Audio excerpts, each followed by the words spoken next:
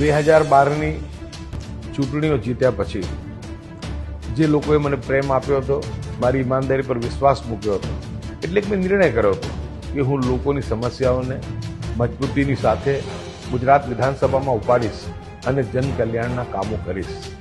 કેમ કે જ્યારે 1982ની વાત છે, 80થી 82ની વચ્ચે મારા પિતાજી કે જેમની અમારી આર્થિક હાલત પણ બરાબર નહોતી, ત્યારે એમને વીએસ હોસ્પિટલમાં દાખલ કરવામાં આવ્યા હતા. એમની બહુ ગંભીર સ્થિતિ હતી અને એ જ વોર્ડમાં કે જ્યાં મારા પિતાજીને રાખ્યા હતા ત્યાં બીજા પણ ગરીબ દર્દીઓ, કેમ કે વીએસ હોસ્પિટલની અંદર બધા સારવાર માટે આવતા હતા.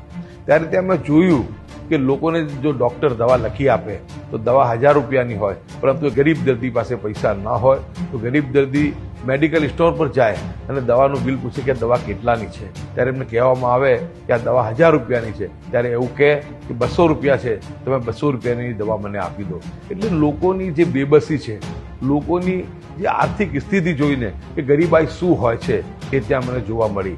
એટલે એ જ વખતે મેં નિર્ણય કર્યો હતો અને લોકોનું જે દર્દ મેં ત્યાં જોયું હતું ત્યારે મને એવું થતું હતું કે ક્યારે પણ ઈશ્વર અલ્લાહ મને કંઈ શક્તિ આપશે તો હું મારી શક્તિ પ્રમાણે હું આ ગરીબ દર્દીઓની સેવા કરીશ. કેમ કે ગરીબ લોકોનું મેં ત્યાં જોતો હતો હું કે 150-200 રૂપિયાની દવા હોય, પૈસાનો અભાવ હોય, દવાઓ પૂરતી લાવી શકતા ન હોય, એના પરિણામે મેં માના ખોડામાં બાળકોને દમ તોડતા એને મરતા પણ જોયા હતા.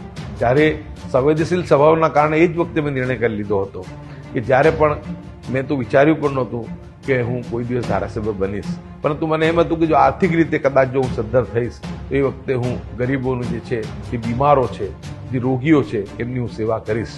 અને કુદરતી મને જેને કહેવાય કે એક સંજોગ ઊભા થયા કે મને ધારાસભ્ય બનવાની તક મળી ગઈ.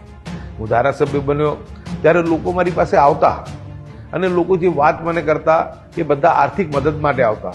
કોઈ કહે કે મારી મા બીમાર છે, કોઈ આવીને કહે કે મારા પિતાજીને કેન્સર છે, કોઈ આવે કે મારી મધરને કિડનીનો પ્રોબ્લેમ છે, તમે કંઈક આર્થિક મદદ કરો. એક ધારાસભ્ય તરીકે આર્થિક મદદ કરી શકવાની જે ક્ષમતા છે એ મારી નહોતી. ત્યારે મારા મનમાં એ વિચાર આવ્યું કે જ્યારે આજે પરિસ્થિતિ જે 1982માં મેં જોઈ હતી વીએસ હોસ્પિટલની અંદર, એ જ સ્થિતિ આજે પણ છે. જો મારા વિસ્તારમાં એ સ્થિતિ હોય, ગુજરાતમાં સ્થિતિ હોય તો આખા સમગ્ર ભારત દેશમાં શું સ્થિતિ હશે ગરીબોની. ત્યારે મેં નિર્ણય કર્યો કે આટલા મોટા પાયે જો ગરીબોની સેવા કરવાની હોય અને જો આર્થિક મદદ કરવાની હોય તો સરકારી યોજના સિવાય થઈ શકે નહીં. ત્યારે જ મેં નિર્ણય કર્યો કે હવે હું વિધાનસભાની અંદર આ વાતને મુદ્દાસર મૂકીશ, વિનમ્રતાથી મૂકીશ.